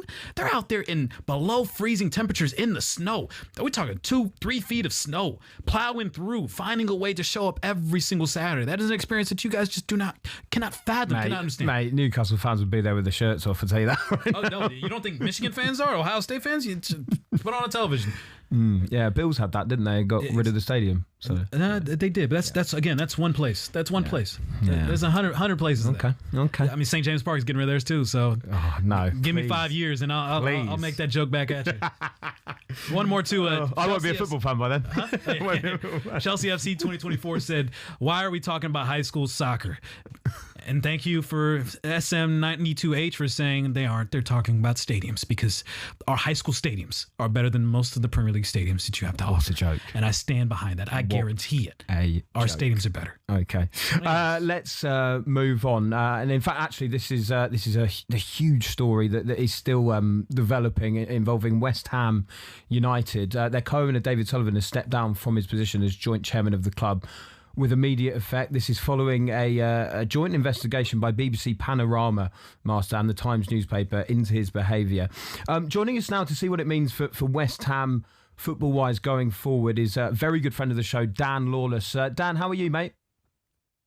Yeah, not bad, lads. Hope you're both well. Like I said, it's a crazy time to be a West Ham fan right now. It really is. Trying to wrap my head around everything, to be honest. Yeah, I mean, we are as well. Trying to understand, obviously, the fallout from this, but how are you feeling right now? I think we talked to you a month ago, and you felt pretty hopeless, and the series of events, unfortunate as they are, I think this is kind of what you had hoped for. Yeah, but that hopelessness came from the feeling of, do you know what, we're stuck with David Sullivan for the foreseeable future. Now, since that time, he has resigned from his role as the chairman and as well as the director of the parent company of West Ham. So he's still majority shareholder, which is an issue, but he's no longer running the football side of the club, so he's no longer going to be interfering with transfers and getting involved in that side of things. He's completely hands off right now. So that can only be a positive. And I don't think he's coming back. And I do think we're possibly on our way to seeing a situation where he could be selling very soon, at very least becoming no longer the majority shareholder, which is a massive positive for the club. So we're close to getting what we've been wanting for years and years and years, it seems. We'll come on to that majority shareholder situation in just a moment. I just want to read out a statement that David Sullivan did release after he had stepped down from his role as joint chairman of West Ham. He said in his resignation statement that he wanted to focus on fighting factually incorrect and entirely false, decades-old allegations concerning his personal life, describing the investigation that I mentioned by Panorama and the Times as fundamentally unfair. He also said that after a lifetime spent building businesses in the adult industry in which he had met thousands of women, he said it's sadly inevitable that a small number of improper conduct claims were being made against him. West Ham also issued a statement saying Sullivan had denied any illegal conduct and was leaving in order to avoid disruption to the club while he addresses the matter privately. Out of interest, Dan, if you were looking at the relegation this season, how much percentage of the blame would you put towards the board in this instance? I mean, it's a large majority, whether you say 90. I mean, the buck stops there. You can talk about players and managers and all sorts, right? When you've got an owner that is so hands-on that he's been, then the buck has to stop there. And you've read out a statement and he talks about his years in the adult entertainment industry. That's his area of expertise. But he saw fit to make him the sort of de facto director of football and to choose players, which isn't his area of expertise. He decided not to put a structure in place like so many other clubs and even smaller clubs such as Brighton and Crystal Palace and Bournemouth all have. He decided not to do that and to run the club like he ran Birmingham in the early 90s. So it all goes back to him. And you know, he was the, as much as there's other board members we can talk about, he was the main man. He was the majority shareholder, the chairman. So the fact that he's gone from that position gives me some hope. Now, we're not completely out the woods yet, but it gives me some hope we can start to rebuild and repair. But we're in limbo. We're all holding our breath at the moment to see what's happening because there's transfer stuff going on. We've got players linked with moves away. We've got no one to do these deals. We're just waiting to see what Kretinsky's going to do now, to be honest with you, and hopefully get us out of this mess. Yeah, how are you feeling about Daniel Kretinsky's role with the club, Dan? And like you say, it's quite hard to kind of navigate that right now, given everything that is going on. But how are you feeling about it? Yeah, I would say I feel somewhat optimistic about Kretinsky. It's still not a certainty that he's going to increase his stake. It's been rumoured for quite a while. Before Sullivan stepped down, it was spoke of that he will, him and Sullivan will both increase their shares to 40% respectively and be equal joint shareholder, majority shareholder together. Then this happened. So Kretinsky still, I think, got around 27%. Sullivan still owns around 38%. So it's all rumour at the moment. But there's something that's very interesting potentially on the horizon. I think there's a 30th of June deadline looming for PSR or FFP deadline where we have to come into line with the EFL clubs. And there's talk about potentially having to invest 90 million into the club. And that's what the board are going to have to do. Now, if Kretinsky, this is what I've read, if Kretinsky invests that 90 million himself, Sullivan's shares dilute if he doesn't match it. You know, so if he don't go in 50-50 with Kretinsky, his shares dilute. And I don't think he's going to put any more money into the club. So we'll find out by the 30th of June if Kretinsky is going to become the majority shareholder or if a third party, which you know all too well about, Amanda Stevely, which I'm holding out for, gets involved. And that is my dream, is that we see what she's done with your club. If she gets involved, that would be huge. Yeah, I'd go along with that, Dan, because she's been missed, I think, as well. And the reason she's been missed, too, is because of how she acted as an ambassador for Newcastle United. And I actually think she was very important when it came to attracting players to the project. And that's why we managed to sign very big names, even though we were down there and fighting near the bottom. You know, still managed to bring in the likes of Bruno Guimaraes during that January transfer window. And given where West Ham are at the moment, you know, that's something that they very much need. Talking of the outgoings, obviously the big name, of course, is Jarrod Bowen. Do you think there is a world where he does stay? So I've been hearing that the club are really trying their best to keep hold of Jarrod. They've said they want to keep him. They want to try and keep his wages the same. you know, and pay, I think it's on about 150 grand a week. So I think if we can do that, because I don't think there's many clubs that are probably going to give him a bump in wage. I don't think many clubs are going to sit there and look at Jared Bowen on 29 years old and go, do you know what, we're going to pay him 200 grand a week or 250 grand a week. You know, even some of them top clubs, a lot of clubs are trying to really be strict with their wage structure. So, as of course, it's like I said, the temptation to play Premier League football and play in the Champions League is going to be a draw, but I think he is settled here. So I don't think it's as cut and dry. So I'm leaning towards, I think he might just stay. I think he'll stay. Mateus Fernandes is the big one at the moment to Manchester United. We've slapped down a 85 million price tag, which has the football world up in, you know, outrage. But, you know, you have to go in and it's negotiation. You have to go and slap a big price tag on that. We're not going to go and say, give us 50 mil. Man United go, yeah, all right, mate, here you go. Job done. No, we want to get the most for our player, and there's other clubs linked. What would you be happy with? Yeah. What would you be happy with? I think if we can get, because we've got to raise about 150 million pounds, I think, this summer.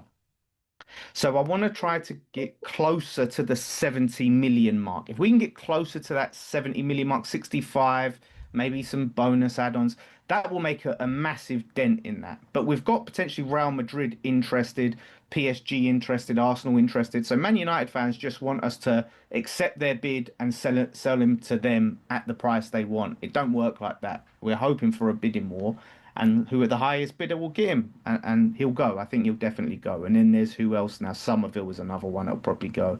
But it's all, I think Fernandes goes first. The one thing I am appreciating as we're talking to you, there's a lot more hope in your voice right now as we talk to you today than the last couple of times we've had you on this show. And regardless of how this plays out with the roster and everything with the ownership situation, what are you hoping most when West Ham hits the pitch once again in the championship? What is the one thing that you were hoping that can help galvanize this club, the fan base, to get back to a place that is very familiar with you?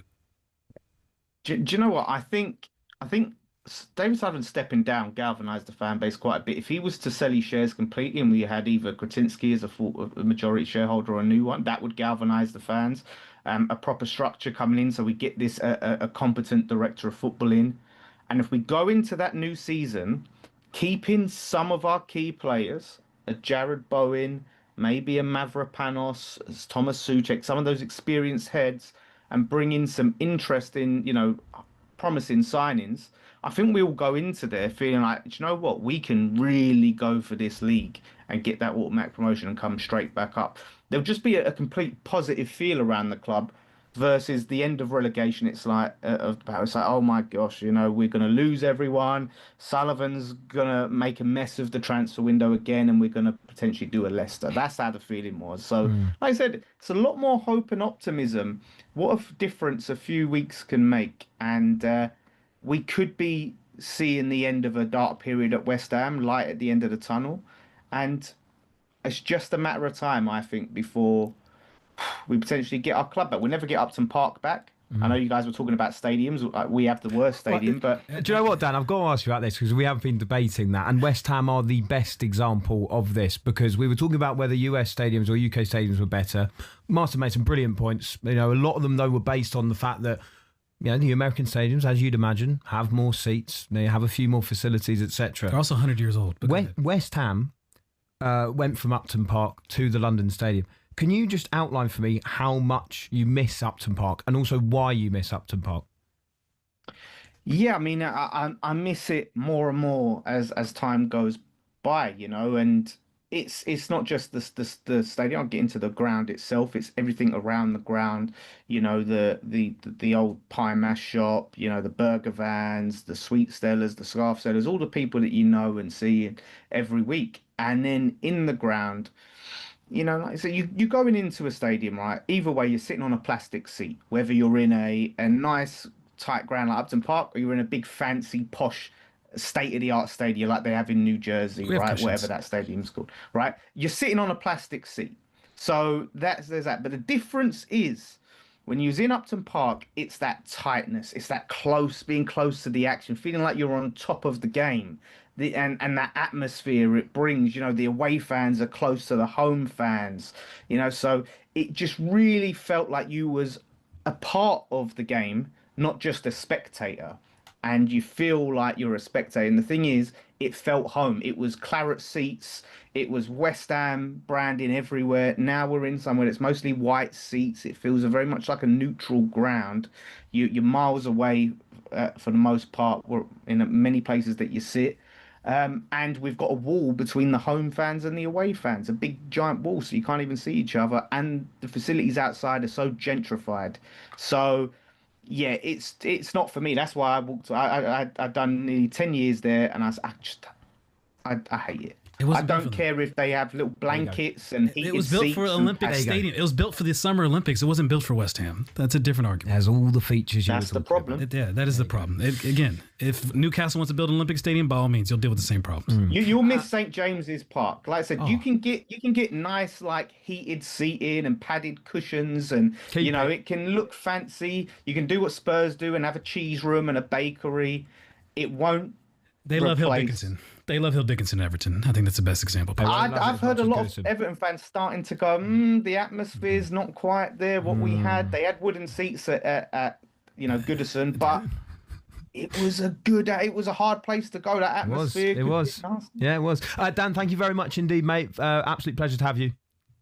Thanks, guys. Thanks for having me. There we go. Dan Lawless there, fighting the good fight. And it was perfect to get a West Ham fan on, to be fair. Yeah, it is, because you guys are so stuck in the past, but it's all good. Another fan base stuck in the past. But by all means. Anyway, coming up next here on the S Word, we're going to be speaking to Felipe Cárdenas. He's going to give us the lowdown on Colombia.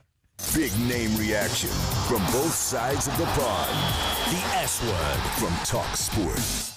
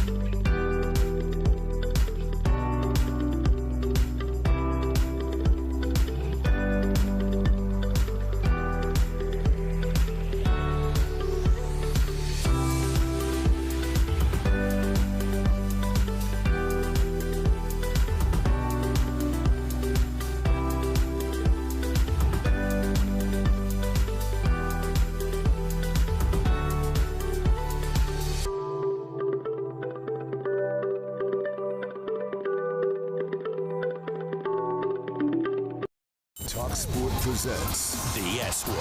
Get your full-on football fix from across the football galaxy.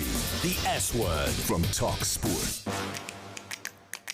Welcome back to the S Word here on the talkSPORT YouTube channel. I'm Olly Clink in for Will Gavin today alongside Master Tesfatsion. Do you know what's amazing? Do you know what's amazing, right? Yeah, we are going back there. We are going back there because you'll love this. You will love this. Right, before we came on, our producer Sam is a massive West Ham fan. We've just heard from Dan Lawless. They are the perfect club for this argument because they've had the soul ripped out, and they would all say that, right? And Sam was there. He gave me the biggest pep talk of all time. We were almost head to head, and he was like, "Come on, you've got to represent UK grounds. Come on, get in there, get in there." And we've just had a tweet that has completely changed his mind. Oh, yeah. Do you know what it is? Yeah, I know of this. Go on. Again, Mississippi State, Starkville, Mississippi. Okay, season ticket holders are allowed to keep their grills in their section all season long. I don't expect the European mind to fully comprehend the iniquity of Starkville, Mississippi. Yeah. And again, Starkville, Mississippi, they got the cowbells. It is a crazy atmosphere. I don't even think I'd put them in the top 50 stadiums. Why are you cooking up meat during a game? Because why? What's the game? It's a pregame. We are tailgating. That's part of the experience. You talk about community, you talk about home, you talk about family.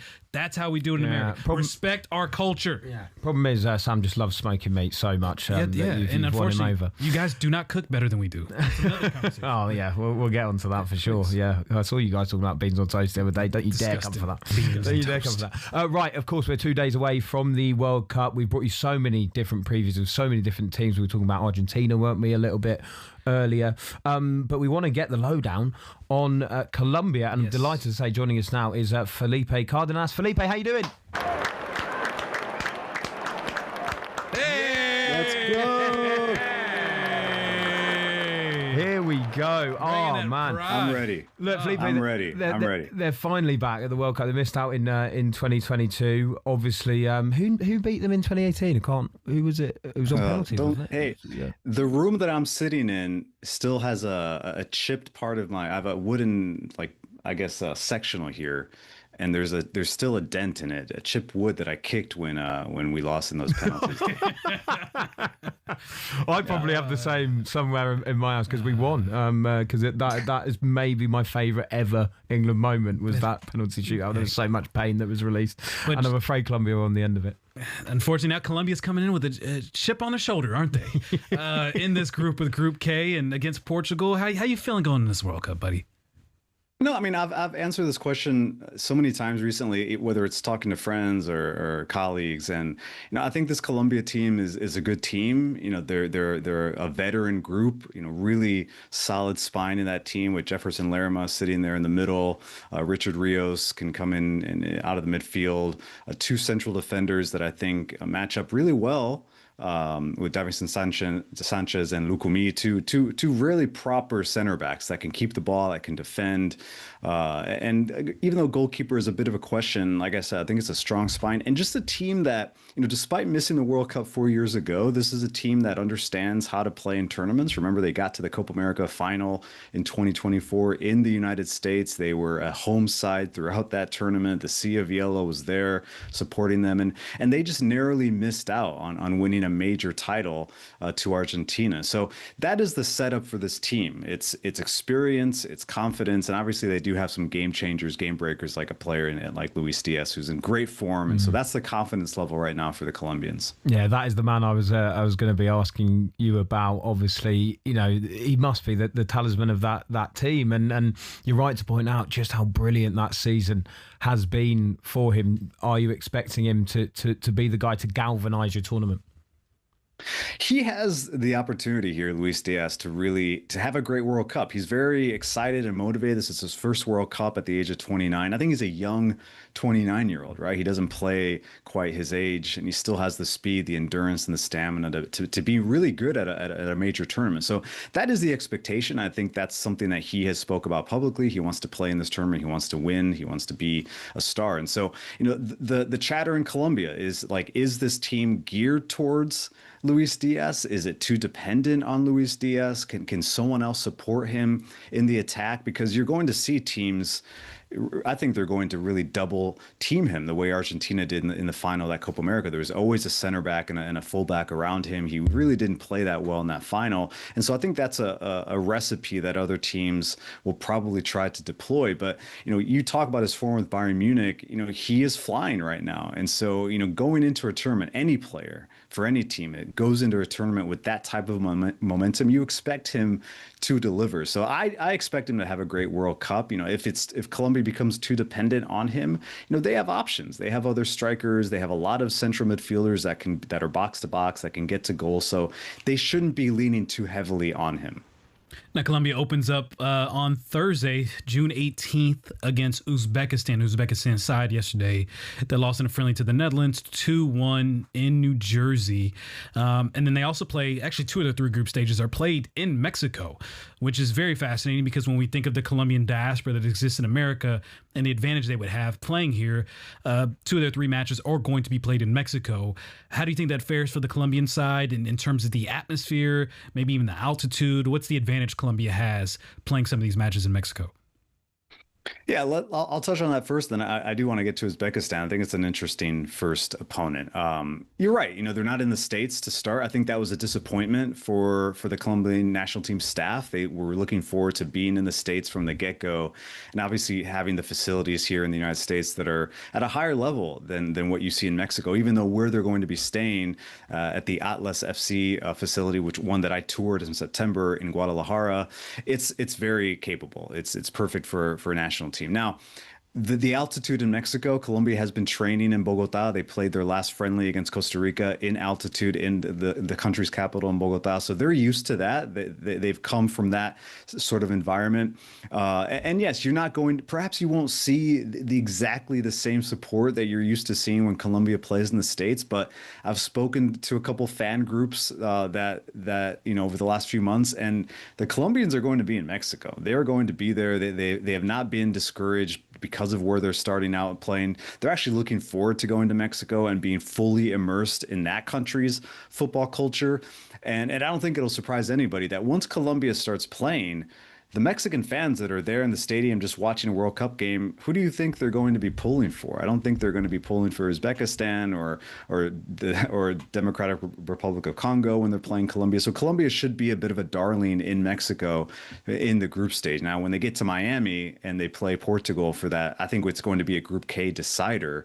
They will have home field advantage as well. Will that be enough to beat Portugal? We will find out. Uzbekistan, quickly. This is a tough team. Now, I don't think technically and athletically, it's a team that can compete at a high level at this World Cup. I watched them very closely against Canada, and they fight, they run, they defend, and then they run out of gas. And they are pretty good on the counterattack. They just aren't clinical enough. So if Colombia gets ahead of a team like Uzbekistan and really puts them down early, I think that game will be the Yeah, watching the Uzbekistan game yesterday, they keep their form, they keep their shape, they're pretty disciplined, and it was a tough side. I mean, the Netherlands, both goals they scored were both penalties, to give you a sense of how they performed in open play. But hey, I might be at that Guadalajara match, DR Congo, Colombia. I might, you say they're not going to support the Congolese fans, but they did it during the playoff. I saw the Congolese and the Mexicans getting along very well, but Congolese fans, Colombian fans, Mexican fans, that sounds like it's right up my alley. Unbelievable. Absolutely unbelievable. Right, I've got to ask you, Felipe, about James Rodriguez, because I think, we've talked a lot about World Cup history. He is obviously the first person you think of when you think of 2014. What kind of role do you think he's going to have at 34 years of age for Colombia this time around? Yeah, he's still going to be the captain. He's going to wear the armband, and what Nestor Lorenzo, the manager, does in terms of how they manage his minutes and what, do they start him? Do they bring him off the bench? Like, I expect to see James Rodriguez starting, especially in that first game against Uzbekistan. Remember, he's still trying to find his form. He played nearly 90 minutes in San Diego. Against Jordan. Jordan was the team that looked pretty dangerous, by the way, in the first half before Colombia really just organized themselves, figured out how to beat the Jordanian press. And James Rodriguez was effective. He had 2 assists on the day. So that tells you everything about what he can do in that Colombia jersey. And I think he's still trying to find his endurance, his fitness, but he looks a lot better. Now, I think the risk that Colombia is going to put themselves in when you rely too heavily on James Rodriguez is I've noticed he's just not quick enough in tight spaces. But when he has space and he looks up, he can really drop dimes. He can really, really dissect a defense still at 35 years of age. He'll turn 35 during the tournament. So he's very much still a big part of this team. Not quite like the way he is revered, the way Messi is revered in that dressing room for Argentina, but pretty close. The national team sees James as their leader. This is not someone who is there and he's dividing the dressing room. No, he is the leader, the captain of this team. I just don't think he can go 90 throughout the tournament. And they do have options. You know, one of my favorite players, Juanfer Quintero, the River Plate number 10, Jorge Cardascal, who plays as more of a box-to-box number 10 for Flamengo. They have options that can bring off the bench and give a bit of a different look too in the attack for Colombia. Felipe, 10 seconds real quick. Portugal, Congo, Uzbekistan, Colombia. Give us a ranking. 10 seconds real quick. I think Portugal wins. I think they'll win on goal differential, and then Colombia will be second. And I like Congo. I like Congo getting that third place spot, perhaps one of the third place that advanced. So that'll be. I think it's going to be an interesting group.